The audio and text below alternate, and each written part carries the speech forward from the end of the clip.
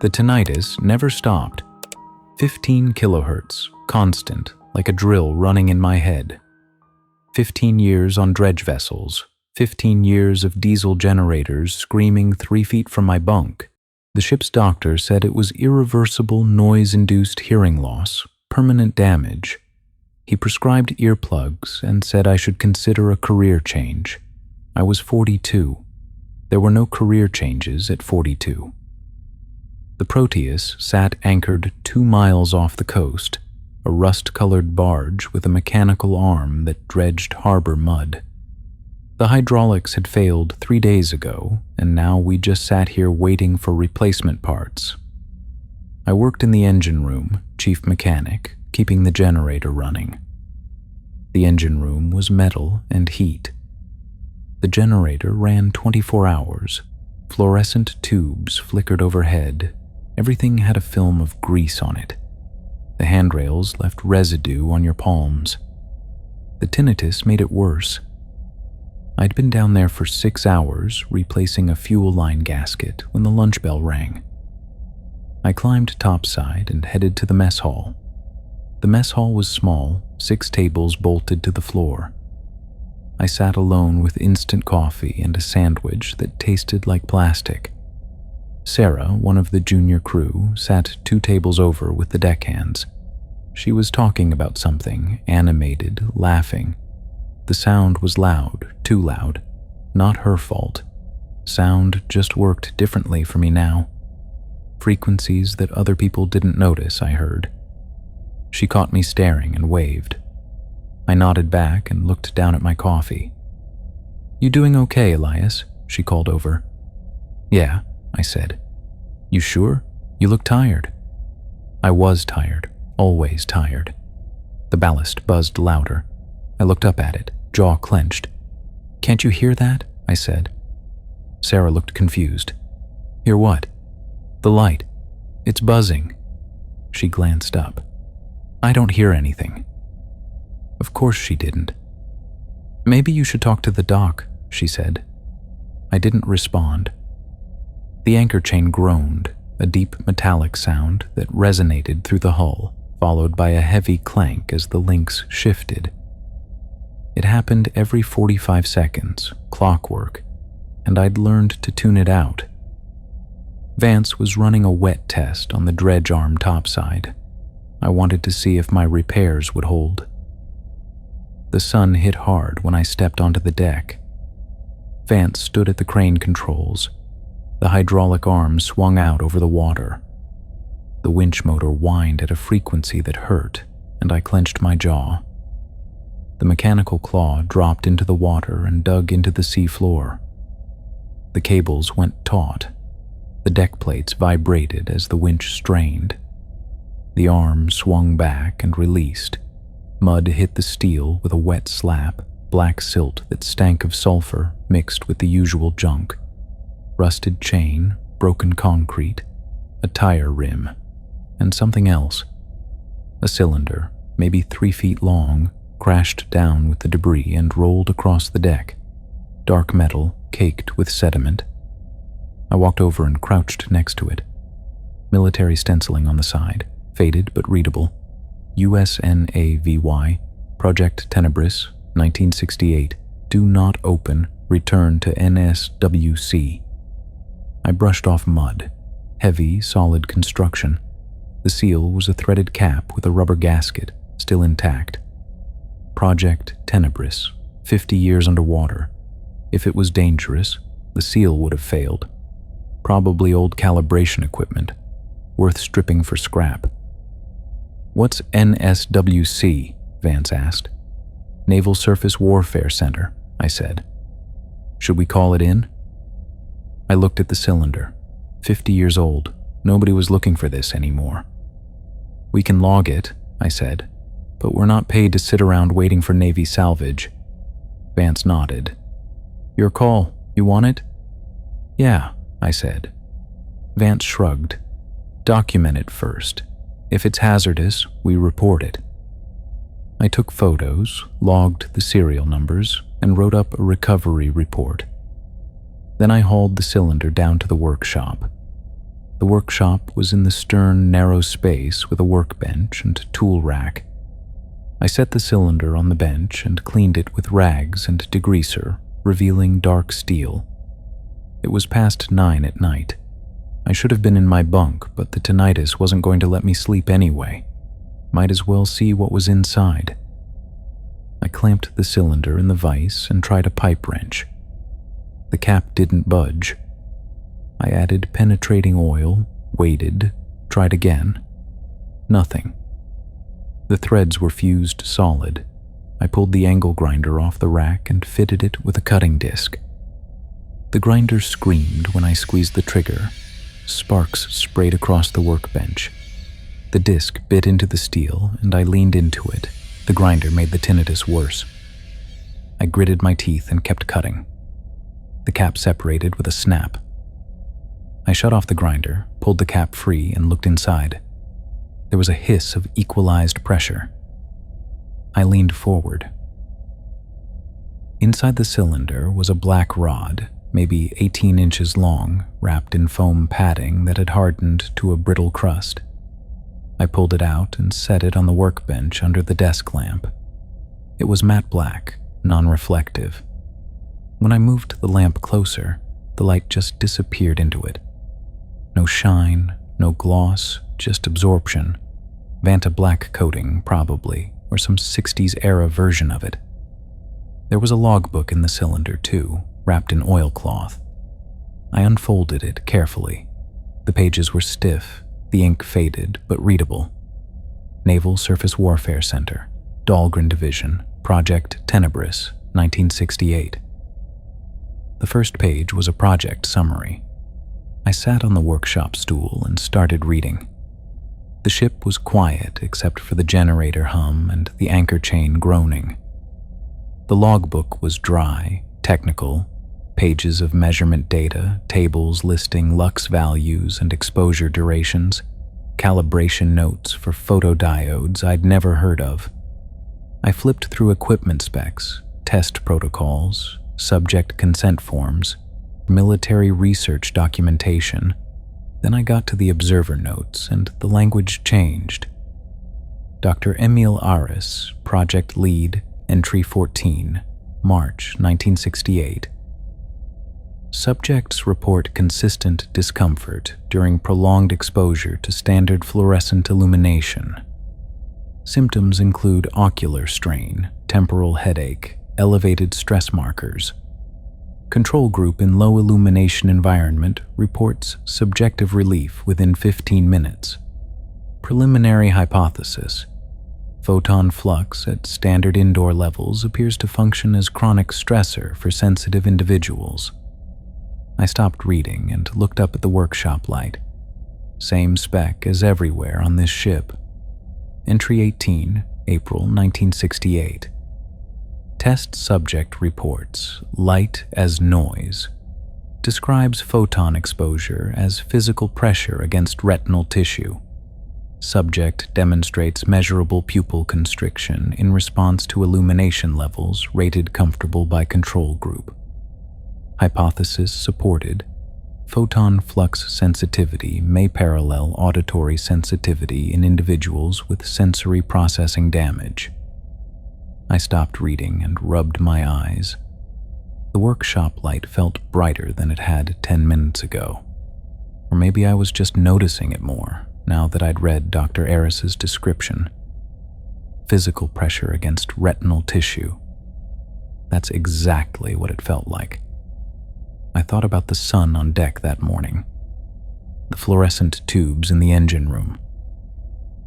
Entry 22, May 1968. Subjects placed in absolute darkness report immediate reduction in stress markers. Heart rate normalizes. Cortisol levels drop. Subjective reports describe darkness as relief, silence, peace. Proposal: for individuals with compromised sensory processing, darkness functions as sensory deprivation rather than absence. Eliminate the noise, eliminate the pain. Darkness as silence, relief as absence. I read that line 3 times, letting it sink in. Dr. Eris wasn't talking about mystical healing or psychological tricks. He was talking about basic sensory overload and how to fix it. I looked at the black rod on the bench. It didn't reflect anything. The work light shone directly on it, and the surface just swallowed the photons, gave nothing back. It was the closest thing to absolute black I'd ever seen outside of deep space photos. A reference point for zero light. A calibration standard for measuring darkness. I reached over and turned off the workshop light. The darkness was immediate and total. No windows, no gaps under the door, just black. The ballast made a soft click, and then there was nothing but the distant generator hum and the anchor chain and the tinnitus. Except the tinnitus felt different, less sharp, duller somehow. I sat there in the dark. My eyes didn't adjust because there was nothing to adjust to.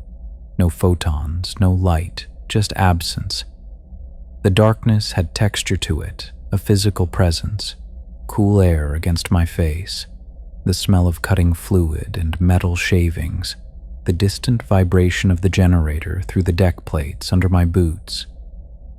The headache eased, not gone, but the pressure behind my eyes loosened. The tension in my jaw relaxed. My shoulders dropped, muscles unclenching that I hadn't realized were tight. I sat there for 5 minutes, maybe 10. My breathing slowed. Dr. Eris had been onto something. I reached out in the dark and found the light switch. I flipped it, and the fluorescent tube stuttered to life. The light hit like a shock, bright, harsh, yellow-green. The headache came roaring back, pressure spiking behind my eyes. My jaw clenched. Dr. Eris's notes made sense. For someone whose ears were already destroyed, maybe the eyes were next. I picked up the black rod, turned it over in my hands. Still couldn't see it under the fluorescent glare, but I could feel it. Solid steel core, maybe, coated in that light-absorbing material. Cold to the touch, heavier than it looked. I set it back in the cylinder with the logbook, sealed the cap, and tucked it under the workbench. I stood there, then shut off the light again. The darkness was immediate relief. I sat there for another minute.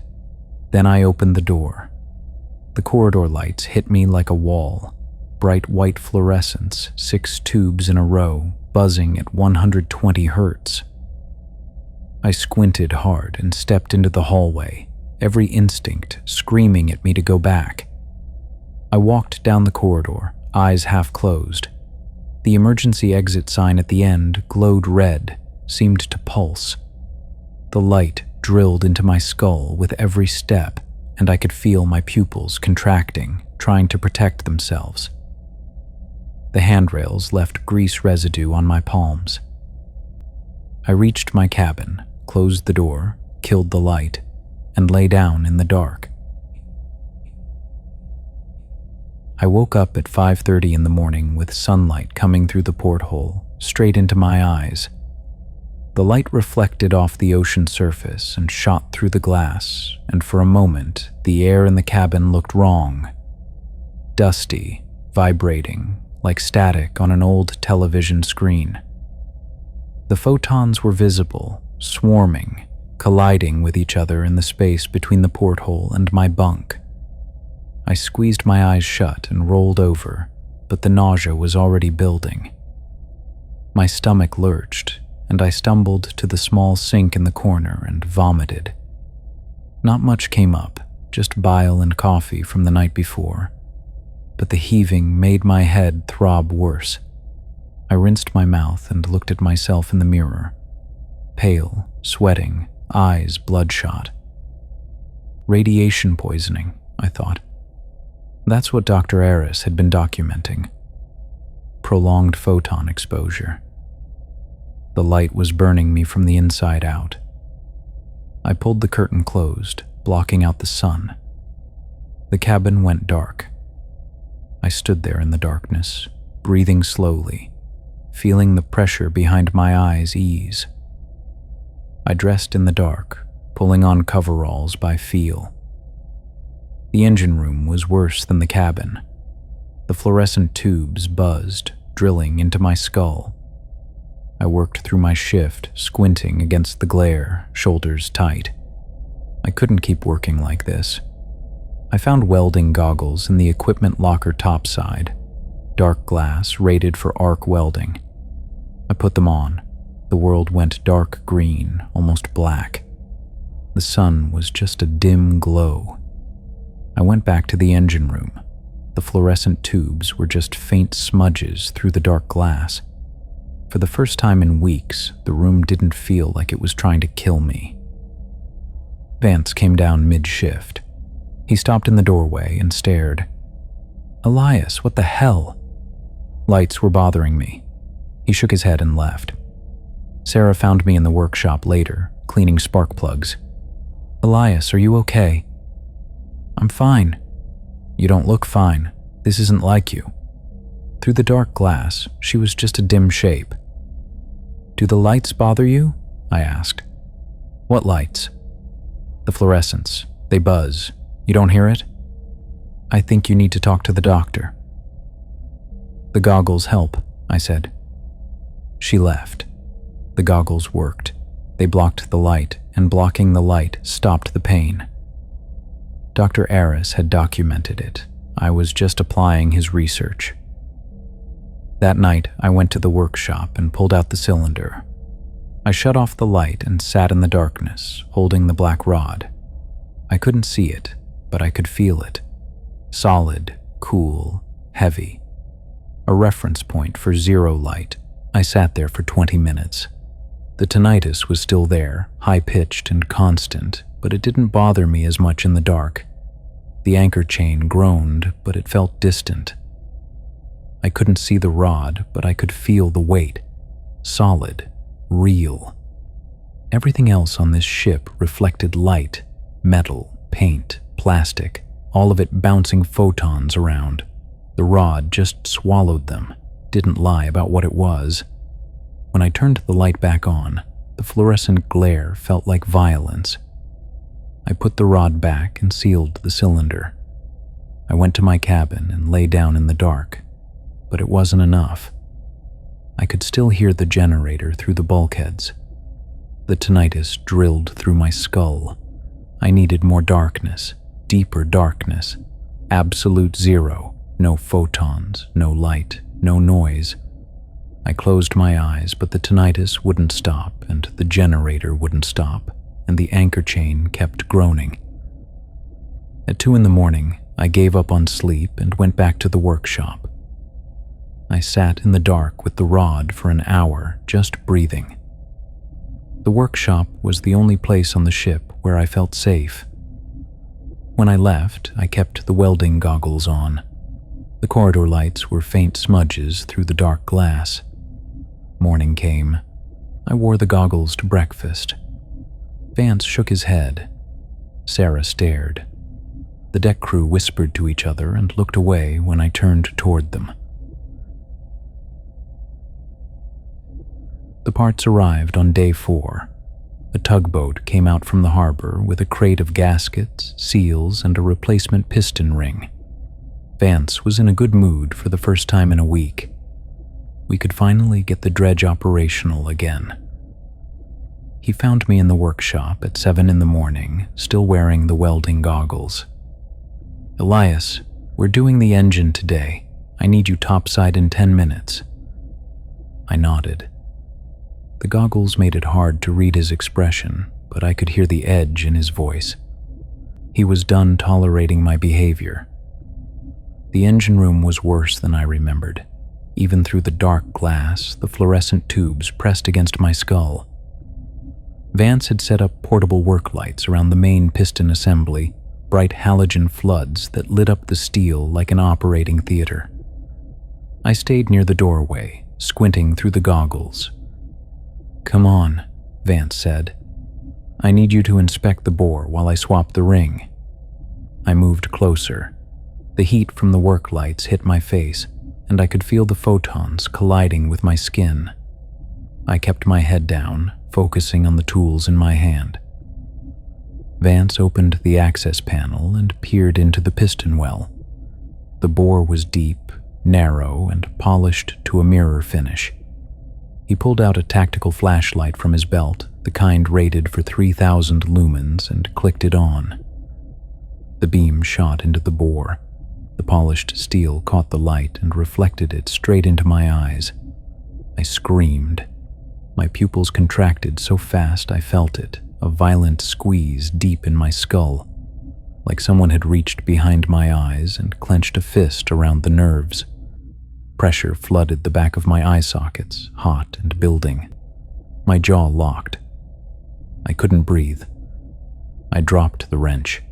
It fell into the piston well with a deafening clang that echoed through the engine room. I staggered backward, flailing, and my elbow caught Vance in the chest. He stumbled and fell against the workbench. "Turn it off," I shouted. "You're burning me. Turn it off." Vance scrambled to his feet, the flashlight still in his hand, the beam swinging wildly across the ceiling. "What the hell is wrong with you?" I pressed my hands over my eyes, but the afterimage was burned into my retinas. Bright white circles pulsing in the darkness behind my eyelids. I could feel the photons burrowing into my skull, hot and sharp, like needles pushing through soft tissue. "Elias, what the hell?" I opened my eyes. Vance was staring at me, the flashlight aimed at the floor now, his face twisted with confusion and anger. Through the ringing in my ears, I heard him cursing as he fished the wrench out of the bore, checking for damage. "You're done," he said. "Get out of my engine room." He pointed at the door. "Get out." I left. I walked through the corridor with my hands pressed against the bulkheads, navigating by touch. I made it to my cabin and closed the door. The darkness helped, but it wasn't enough. My heart was pounding, my hands were shaking. The afterimage was still there, pulsing white circles that wouldn't fade. I sat on my bunk and tried to breathe. An hour later, there was a knock on the door. I didn't answer. The knock came again, harder. "Elias, it's Vance." "Open up." I opened the door. Vance stood in the corridor, arms crossed. "I radioed the company," he said. "I'm arranging a medical transport. You're going to the hospital in Portland tomorrow morning." The word hit me like a punch. Hospital. "No," I said. "This isn't optional. You're a danger to yourself and the crew. You need to see a doctor." "I'm not going to a hospital." "Yes, you are." He stepped closer, lowering his voice. "Elias, I don't know what's going on with you. Drugs, breakdown, I don't care. But you're not staying on this ship." He left before I could respond. I closed the door, sat back down on the bunk. My mind was racing. The hospital, I could see it clearly. The intake desk with its overhead panels, 8 feet of fluorescent tubes running the length of the ceiling. The gurney ride down the corridor, track lights passing overhead like a strobe. The exam room. They would strap me down. They would bring in the ophthalmologist with the slit lamp, the binocular microscope, the thing they press against your face. The beam would burn through my cornea, through the lens, through the vitreous fluid, layer by layer, until it reached the retina and seared straight into the optic nerve. They would kill me. Not intentionally, but the result would be the same. I would die strapped to a table, screaming, while they held my eyelids open and shone more lights into my face to figure out what was wrong. I couldn't let them take me. The red emergency LED above the door pulsed every 3 seconds. On, off, on, off. Each pulse felt like a hammer hitting my forehead. I stared at it, counting the beats, feeling the pressure build. I needed to get out. But where? My cabin wasn't safe. Vance had the master key. He could unlock the door any time. The workshop was the same. Any room with electrical wiring was compromised. The lights could reach me. I needed a place where no light could penetrate, a place solid enough to block the radiation, a place where the photons couldn't follow. I thought about the ship's layout, the engine room, the galley, the mess hall, all flooded with lights. The deck was worse, open to the sun. The holds were full of equipment and portable floods. Then I remembered the chain locker, the forward compartment, the vertical steel silo at the bow that held 2,000 feet of anchor chain. No windows, no electrical wiring, no lights, just darkness and iron. I stood up and waited for the ship to go quiet. Waited for the crew to sleep. Waited for the moment when I could move without being seen. The anchor chain groaned every 45 seconds, deep and tectonic, counting down the hours until morning, until the transport arrived, until they came to drag me into the light. I left my boots on the bunk. The steel deck was cold against my socks, but boots made noise. I needed silence. I needed to move through the ship like I didn't exist. The corridor outside my cabin was dark. Now I moved with my hands on the bulkheads, navigating by touch and memory. The next corridor still had lights, 4 fluorescent tubes running the length of the ceiling, buzzing. I stopped at the junction, breathing slow and shallow, and pulled a flathead screwdriver from my pocket. I unscrewed the first tube, set it down carefully. Then the second, the third. By the time I reached the forward stairwell, I'd unscrewed 12 bulbs. The ship was going dark in my wake. The bow was the coldest part of the vessel.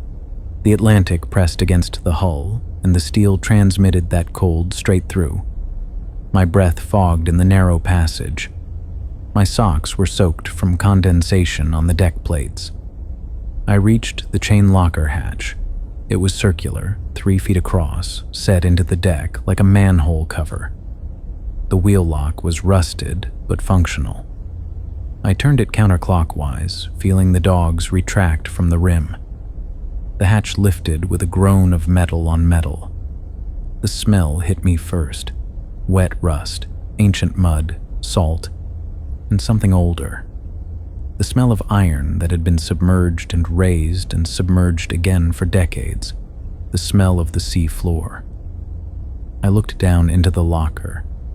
It was a vertical steel silo, maybe 20 feet deep, packed with 2,000 feet of anchor chain coiled in loose spirals. The chain links were massive, each one weighing 40 pounds. The pile shifted slightly with the swell, groaning and settling.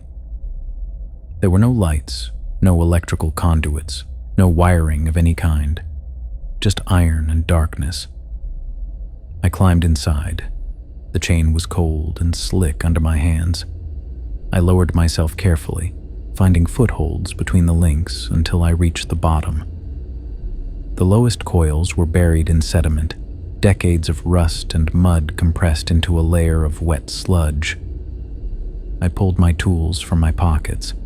A tube of black RTV silicone gasket maker, a wrench, a roll of electrical tape. I reached up and pulled the hatch closed above me. The darkness was immediate and absolute, not the darkness of a closed room with light bleeding under the door, not the darkness of night with stars overhead. This was the darkness of a sealed compartment 20 feet below the waterline, surrounded by steel plate and iron chain. I felt my way back up the pile, chain links scraping against my legs until I reached the underside of the hatch. I could feel the rim where the dogs had locked into place. I ran my finger along the seal. There was a gap, maybe a 1/16 of an inch, where the rubber gasket had degraded. Light could get through. Not much, but enough. I cracked open the tube of RTV silicone and squeezed a thick bead around the entire rim of the hatch. The smell of acetic acid filled the locker, sharp and chemical. I spread the silicone with my fingers, pressing it into the gap, making sure it sealed completely. Then I climbed back down and waited for it to cure. The anchor chain groaned every 45 seconds. The swell lifted the ship, and the tension on the chain shifted. The sound was deep and tectonic, vibrating through the pile, but it didn't hurt. It was just sound. Honest, mechanical sound. No light riding the vibrations through the air. I sat on the lowest coils and felt the cold iron against my back. The tinnitus was still there, constant, but without the fluorescent buzz layered on top of it. It felt quieter, almost tolerable. I sat there for hours, maybe longer. The darkness was velvet, cool water. Then I heard the banging. It was faint at first, muffled by the steel and the massive chain between me and the hatch. Metal striking metal. 3 sharp impacts, then a pause. 3 more impacts. Vance had found me. "Elias." His voice was muffled through the hatch. "Elias, open up." I didn't respond. I sat in the cold iron and listened. More banging. Harder now. He was using something heavier. A wrench, maybe a hammer. "Elias, we're getting you out. Just hold on." I smiled in the darkness. They thought I was trapped. They thought I needed rescue. They didn't understand that this was the first place on the ship where I felt safe. "We're getting the cutting torch." Sarah's voice now, higher pitched, worried. "We'll have you out in an hour." The cutting torch. The acetylene flame would be bright, blinding. They would cut through the hatch and the light would pour in like liquid fire, and I would be back where I started. Exposed, burned, dying under the photon pressure. I couldn't let that happen. I climbed back up the chain pile, feeling my way carefully in the absolute darkness. I reached the wheel mechanism on the underside of the hatch. It was designed to be operated from above, but there was enough clearance to wedge the wrench into the spokes. I jammed the wrench between the wheel and the hatch rim, applying torque in the locking direction. The metal groaned.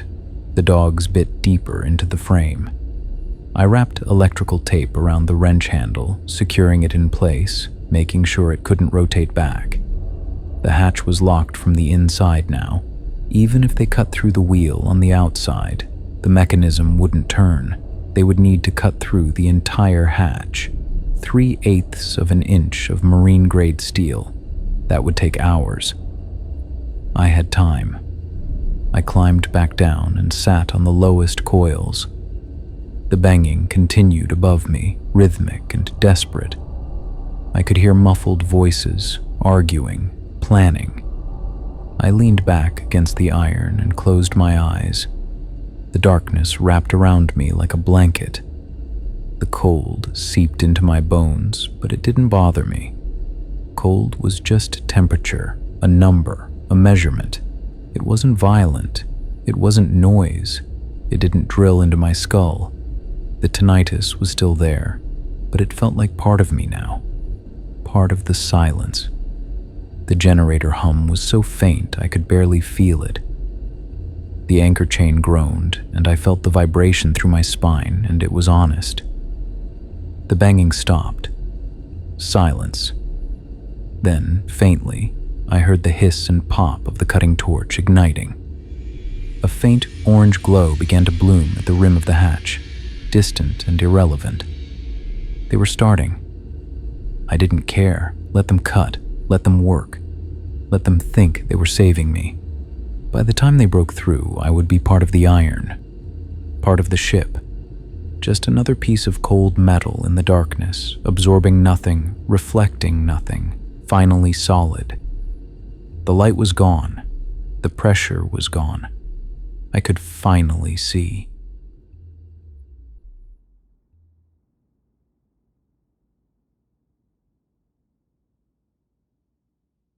Thanks for making this part of your night.